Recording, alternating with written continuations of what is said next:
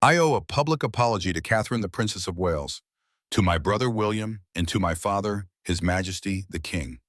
Before this marriage of Emma, I trusted my family. I lost myself, let old wounds blind me, and judged everything wrongly.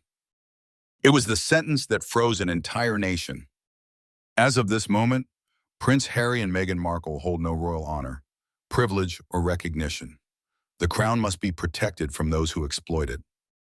With those 25 cold, deliberate words, King Charles III detonated the most shocking royal declaration of the century, one that not even the darkest years of Windsor drama had prepared the British public for. This was not a gentle distancing. This was not a diplomatic reshaping of roles. This was total severance, and at the heart of it was a fury the public had rarely, if ever, seen from the king. For months, royal insiders whispered that Charles had grown exhausted with the Sussex circus, but no one expected he would go this far or speak this sharply. In the televised address that aired across the United Kingdom and Commonwealth, Charles's tone was not sorrowful or paternal. It was precise, controlled, and unmistakably angry. He accused Meghan of systematic manipulation, of treating Harry as a walking handbag of royal prestige, using his birthright to climb Hollywood's social ladder. The king called her behavior a stain upon the dignity of the monarchy, a phrase so severe historians immediately compared it to the language once used for Edward VIII. Then came his condemnation of Harry, not subtle, not coded, not softened by fatherly affection. Charles declared that his younger son had become reckless, easily influenced, and blind to exploitation. A man who abandons gratitude for spectacle and family for attention. Behind the king's restrained composure was a message unmistakable to anyone listening. Enough. Though tension had simmered for years, sources say the breaking point arrived at a star-studded Hollywood gathering, Kris Jenner's 70th birthday. It was a spectacle filled with wealth and power and the kind of social currency Meghan craved long before she met Harry. Jeff Bezos, Lauren Sanchez, media moguls, Silicon Valley titans, actors, executives, and billionaires. It was the exact environment Meghan had been pursuing, according to palace insiders. But what happened next was the spark that ignited the king's wrath. Multiple attendees reported that Meghan demanded unedited photos of herself and Harry be removed from social media, citing release forms and contractual rights that hosts say never existed. Embarrassed, staff insisted no such agreements had been made. Hollywood laughed. The palace did not. The optics were catastrophic. A former duchess allegedly policing images at a party she was barely invited to. A woman claiming royal-level authority she no longer held. It was a spectacle of entitlement that echoed across tabloids and diplomatic circles. For Charles, who had spent decades trying to modernize the monarchy and defend its dignity, this was humiliation and final proof. He believed that Meghan had never understood nor respected the institution she had married into. But the fatal blow came not from Meghan, but from Harry himself. While William was representing the crown at a major climate conference in Brazil, Harry appeared unexpectedly in Canada. When questioned, he insisted he had cleared it with the palace. The palace, however, had no record of such approval. None, not an email, not a briefing, not a message, not a single line in the official travel log. For the king, this was not just miscommunication, this was misrepresentation. Worse, Meghan's camp released a statement claiming Harry was independent and free and did not require permission from anyone. To royal advisors, this was the exact problem. They believed Meghan had spent years convincing Harry he was above the rules that governed every other Windsor. This was not independence. This was insubordination. Behind closed doors, the king reportedly told aides, "Meghan treats my son like a carrier bag of royal prestige. She will not use my family's name as her accessory." The room fell silent. It was the harshest private comment ever recorded from Charles about his daughter-in-law. He then delivered the line that shaped everything that followed. Harry has allowed this, and so now the cost is his. Insiders say this was the exact moment Charles made his final decision. Remove all remaining honors from Harry, not simply to punish him, but to prevent Meghan from exploiting them. As the Sussex chaos spiraled, one figure emerged in contrast: Prince William. While tabloids dug into his past battles with the press, Charles recounted one story that stunned even seasoned royal watchers. Instead of pocketing the compensation, he donated every penny to charity, including to the Invictus Games, Harry's own creation. Harry never publicly thanked him. Not once. To the king, it was symbolic. One brother quietly served, the other loudly self-destructed, and Meghan, in Charles's view, had encouraged the destruction. The moment King Charles III exited the private chambers of Buckingham Palace on the evening of November 6th, his senior aides knew what was coming. No metaphor, no softening, no family interventions. This time, the king was going to act, and the act would echo through history. What began as a brewing scandal was now treated as a constitutional emergency. Over the next 72 hours, a secret team of strategists and lawyers and royal courtiers launched what one insider called it a surgical operation of symbolic exile. At stake was not just the reputation of Prince Harry and Meghan Markle, but the survival of the firm itself. The king summoned only 3 people to his private study that night: Lord Chamberlain Andrew Parker, the quiet enforcer of royal precedents; Sir Clive Alderton, Charles's trusted private secretary; and Simon Enfield, a seasoned communications strategist dubbed the Fixer during the Camilla years. They did not sit, they stood, and the king did not waste time. "I want everything reviewed," Charles said. "All styles, all privileges. I want it done before the weekend." This was not a symbolic gesture. This was the most drastic internal reshaping of royal titles since the abdication of Edward VIII in 1936. But unlike that era's shameful retreat, Charles's decision was meant to show strength, not sorrow. Sir Clive Alderton led the charge. What exactly could be stripped? Harry and Meghan had already stepped back in 2020, but they retained key symbolic elements: the Duke and Duchess of Sussex titles, the stylized use of Her Royal Highness, though not used officially, patronage claims, and international influence still rooted in royal branding. What Charles wanted now was zero ambiguity. The goal was not to punish. The goal was to serve. There must be no room left for interpretation. Sir Clive told the team, if they are not royal, they must not sound royal, and not act royal, and not trade royal. Documents were pulled from archives. Historical cases were referenced. Even the Queen's letters patent were reviewed. Within 48 hours, a full strategy emerged: strip Harry and Meghan of the right to use the Sussex title in any commercial or charitable activity. Remove all United Kingdom-based styles of HRH from internal court communication or forms.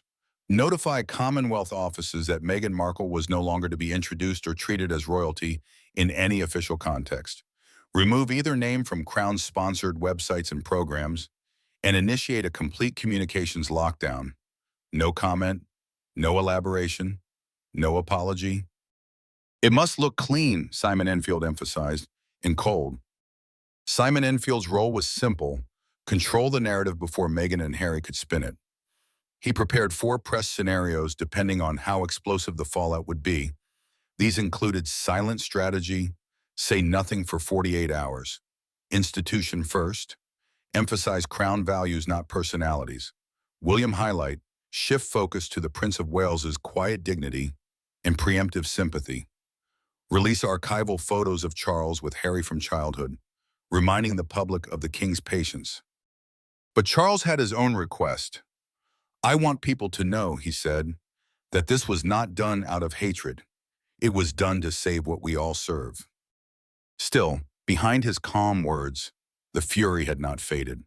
Insiders say that in one closed-door meeting, Charles described Meghan as the most destabilizing woman to enter the family in a generation. He added flatly, "She is not my daughter-in-law. Not anymore." Throughout the chaos, one figure remained publicly silent but influential behind the scenes: Prince William. Though he never publicly condemned Harry, sources confirm he supported the king's decision without hesitation. He had long believed that the monarchy's future could not carry the weight of Harry and Meghan's drama, but privately, he made one request: that any communication not include personal attacks on Harry. Do not kick him when he is down.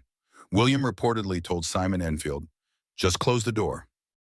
William's only visible move came 2 days later when the Prince of Wales appeared at a charity event in East London, smiling, poised, and refusing all press questions. A subtle message to the world: we move forward. While strategists and lawyers worked on the language, others worked on the practical fallout. Harry's coat of arms was quietly removed from internal ceremonial documents. Security protocols were reviewed, especially for Harry's future visits to United Kingdom properties. Meghan's name was erased from the digital registry of royal affiliations. Letters addressed to the Duchess of Sussex were now returned with corrections.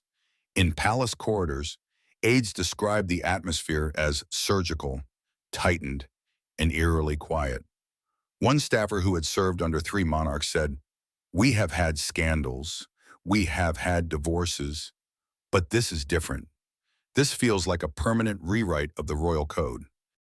On the morning of November 10th, Charles rose at 6 o'clock in the morning, reviewed the final document with Sir Clive, and signed the royal decree revoking all remaining privileges from Harry and Meghan. It was short, direct, almost emotionless. With a single signature, 2 names vanished from the royal ledger. When the king's declaration aired across the globe, it detonated like a controlled demolition, surgical yet seismic. Within minutes, world headlines abandoned diplomacy and leaned into shock. But the true firestorm did not erupt from within palace gates. It burst from the digital battlefield where Meghan Markle's defenders and detractors had been waiting. What followed was not just a scandal, it was a global recalibration of the royal narrative where fame collided with monarchy, and silence became the loudest scream of all. The first wave came fast. Hashtags on X, formerly Twitter, lit up in capital letters. One side, Hollywood elite and social justice advocates and Meghan's loyal supporters, accused the palace of character assassination and racist retaliatory behavior. Major influencers posted viral threads calling Charles's language reminiscent of the 1950s monarchy and framed Meghan as a modern woman punished for independence. But across the United Kingdom and parts of the Commonwealth, a different sentiment gained traction. A YouGov flash poll conducted the morning after the announcement showed 78% of United Kingdom respondents agreed with removing remaining royal honors from Harry. 66% supported including Meghan in the measure. In Canada and Australia and Jamaica, the numbers were more divided. But a majority of respondents cited brand confusion around the Sussexes' actions and titles. In London tabloids, the tone was unmistakable. Aides said Princess Anne supported the king without hesitation, while Prince Edward described the moment as a long time coming. Queen Camilla, however, reportedly urged caution. She did not want the palace to look vindictive. One senior staffer explained she knew Meghan would turn this into a media war, but Charles had stopped caring about optics. One aide recalled him saying quietly after the statement aired, "She turned my son into a slogan. That is not family, that is branding." When King Charles III signed the royal order stripping Prince Harry and Meghan Markle of their final privileges, it was the culmination of years of grief and restraint and unspoken bitterness. But it was not a cold political move. It was, in many ways, the act of a father who had finally reached the limits of patience. For decades, Charles had carried the burden of image and obligation, but this time behind the formality of press statements and constitutional language. Something deeper was boiling. Disappointment not just in a son, but in what that son had become. Behind the fury of the November Declaration lay memories not often discussed. As a boy, Harry had been Charles's wild card, his spark of spontaneity, his reminder that royal life could still carry laughter. After the death of Princess Diana, Charles worked however awkwardly to hold his sons together. Friends of the king remember him making desperate attempts to bridge the emotional gulf in the family. "Charles never knew how to show it," said one close aide, but he loved Harry deeply. He admired his spirit, even into adulthood. Charles had covered for Harry's mistakes, from nude Las Vegas photos to tabloid outbursts. The palace's media team often moved mountains to shield him. Charles, insiders say, always believed Harry would eventually return to the fold. That belief held until Meghan. Charles never said it publicly, but those close to him say he always viewed Meghan Markle with a blend of curiosity and quiet suspicion. In her early appearances, she dazzled crowds and delivered polished speeches. But behind closed doors, Charles reportedly warned his staff, "She plays the game, but she is playing her own version." What troubled Charles wasn't her background or heritage, it was her branding. "Every move she made was media calibrated," said one former press secretary. She wasn't adapting to the crown, she was adapting the crown to herself. Over time, Charles began to believe that Meghan had turned Harry into a projection of her own ambition, a walking, talking logo for her vision of royalty. What infuriated him most was the image of Harry being paraded through Hollywood galas as a prince while attacking the very institution that gave him that title. "He's not a man to her," Charles reportedly told aides. "He's a brand extension." Charles's inner circle compiled a private dossier of moments that fueled the final decision. Events where Harry had either overstepped, contradicted the family, or remained silent as others attacked them. The Oprah Winfrey interview, where Harry didn't defend Charles when Meghan implied racism, the Netflix docuseries, which included private footage of palace grounds, the Harry and Meghan podcast, which leaned into personal grievances, public speeches, where Harry criticized the monarchy's structural problems abroad. But it was what Harry didn't do that cut the deepest. He never said thank you. One courtier revealed, when Charles walked Meghan down the aisle, when he protected them from press fallout, when William donated to Invictus, behind the scenes, Harry never once stood up and acknowledged it. The king's heartbreak deepened as he watched the rift between his sons widen into something unrecognizable. Where Harry had grown louder, William had grown quieter. For years, the elder brother tried to reach out. He sent private notes. He offered to meet without staff. But Meghan's team reportedly blocked direct contact, insisting all communication go through representatives. By the time Harry published Spare, revealing intimate fights and accusing William of physical aggression, the future king had stopped responding.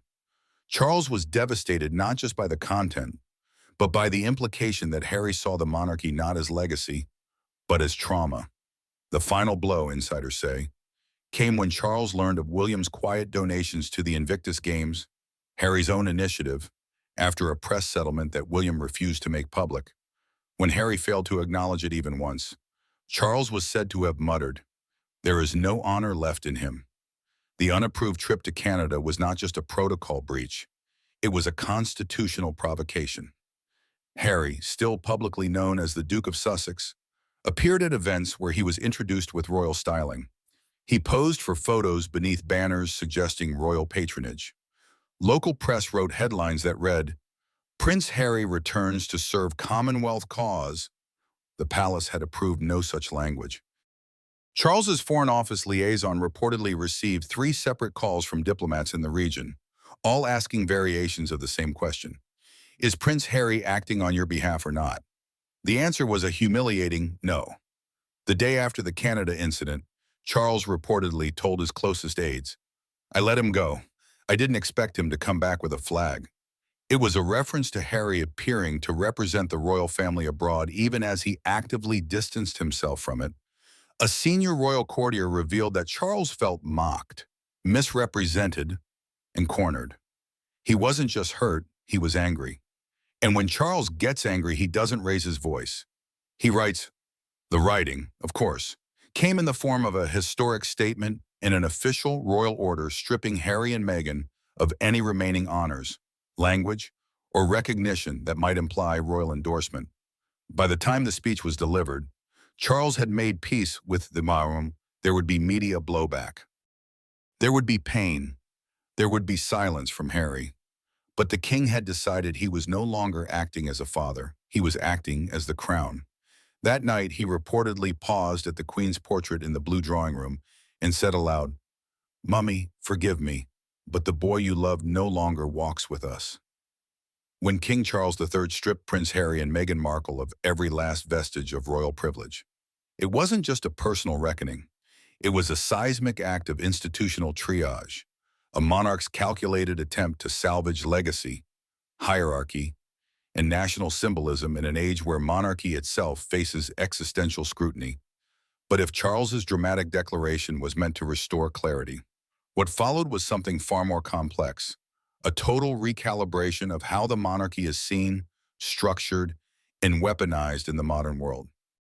For years, royal analysts speculated about Charles's desire to streamline the monarchy, a smaller, more agile royal corps focused on duty, not pageantry. That theory became reality in the aftermath of the Sussex severance. Within days of the announcement, three major steps were quietly implemented. All secondary patronages held by minor royals were reviewed for relevance and public impact. Future sovereign grant funding was frozen for lesser royals without active public roles, and a confidential audit of royal engagements was launched to evaluate public reception, media value, and generational interest. Sources inside the palace revealed that Charles had given new orders: purpose over presence, relevance over tradition. It was a subtle warning to the entire Windsor machine. No one is untouchable now. In the void left by Harry and Meghan, the Prince and Princess of Wales have emerged as the monarchy's new emotional and visual anchor. William, once cast as the careful heir, is now seen as the crown's quiet command, resilient and steadfast in crisis. Catherine, meanwhile, has transformed into the monarchy's strongest moral brand, a modern yet restrained figure who never needed a microphone to hold the public's trust. Since the announcement, William's appearances have eschewed glamour for gravitas, youth mental health summits, environmental innovation centers, and diplomatic receptions with subtle symbolism. His Earthshot Prize initiative, once seen as a personal project, is now treated like a royal flagship. Catherine's engagements have shifted toward legacy. Her work on early childhood education and mental health, long admired, has been amplified by the public's need to see stability. One columnist in the Times called her the monarchy's answer to First Lady diplomacy. They are, together, the recalibrated future, still traditional, but increasingly mission-driven. Despite the formality of Charles's statement, the battle for public opinion has shifted online, and it is fierce, unfiltered, and algorithmic. Social platforms became instant referendums on the monarchy's relevance. On TikTok, Gen Z creators posted videos criticizing Charles's speech as outdated moral grandstanding. On YouTube, right-leaning commentators praised the king for finally defending the institution. On Instagram, influencer culture split. Some shared messages of support for Meghan. Others posted royal-themed graphics praising Catherine's grace. Hashtags have evolved into factions. Royal news is now tribal. Every image, every absence, every headline is litigated in real time. And therein lies the monarchy's greatest vulnerability. Control is no longer centralized. Even as Charles reasserted authority, the public reasserted its independence. Though Harry and Meghan have been officially erased from royal records, their impact on the institution lingers like smoke after fire. Why? Because in removing them, Charles also validated their centrality to the ongoing narrative. Every appearance they make now, whether at a tech summit or red carpet, is met with the question of representation. Are they rogue royals, public celebrities, private citizens, victims of palace-bound cruelty, or architects of their own destruction? The truth is murky, and that murkiness continues to distract from Charles's original goal: clarity. The risk now is that the monarchy's act of purification will be remembered not for its discipline, but for its drama. Polls in the UK suggest that Charles's decision increased short-term trust in the monarchy. A post-announcement Ipsos survey showed 63% of Britons supported the total severance of Harry's ties, and 71% supported stricter standards for royal branding. But only 41% of people under 30 said the monarchy feels relevant to their lives. The takeaway: the purge shored up tradition but didn't restore generational connection. Worse, some believe the palace missed a crucial opportunity to humanize the conflict. Rather than double down on institutional distance, it looked decisive. Yes, said royal commentator Fiona Litchfield, But it also looked like a father executing his son in full view of the world. Internationally, the monarchy now finds itself in a paradox.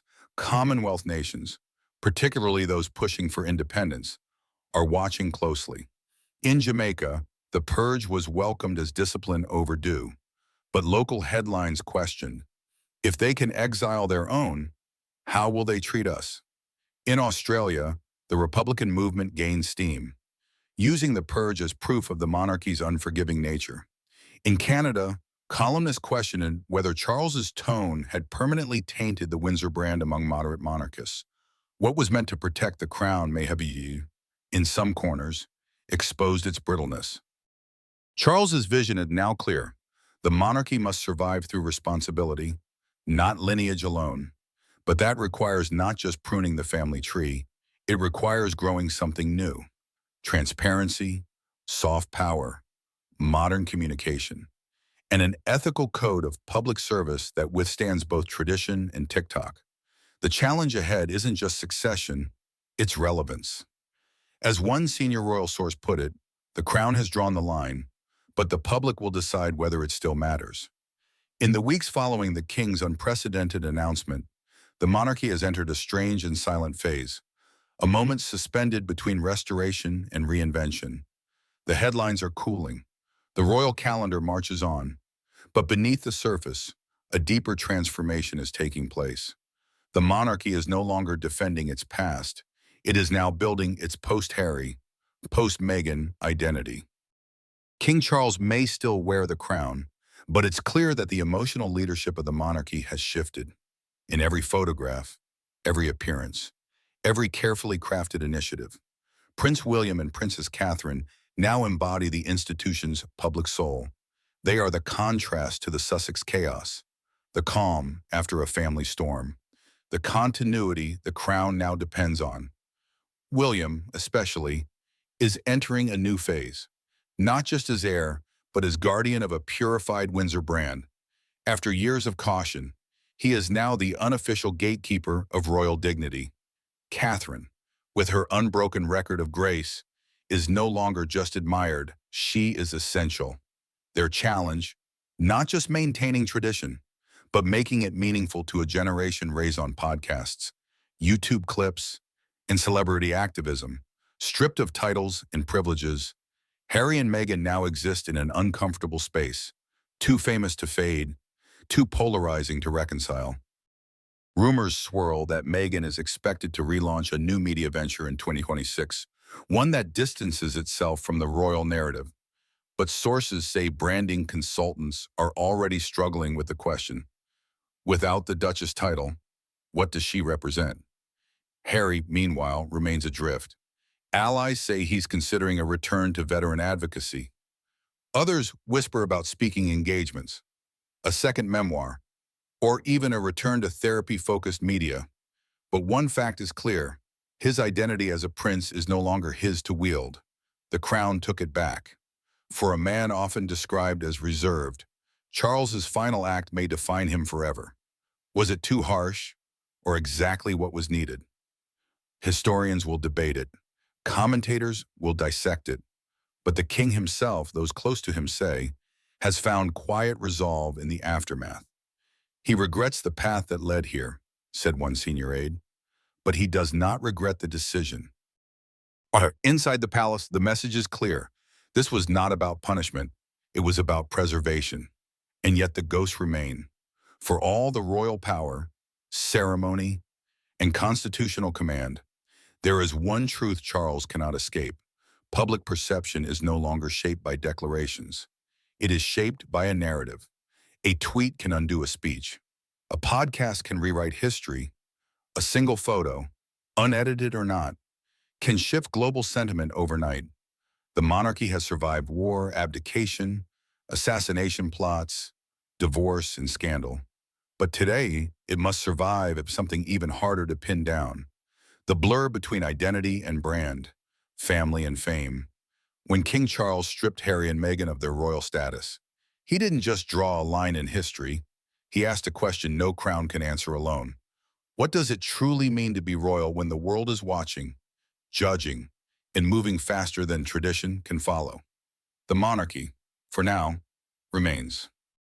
But whether it thrives, evolves, or slowly recedes depends not just on bloodlines or palaces, but on trust, relevance, and the fragile art of letting go.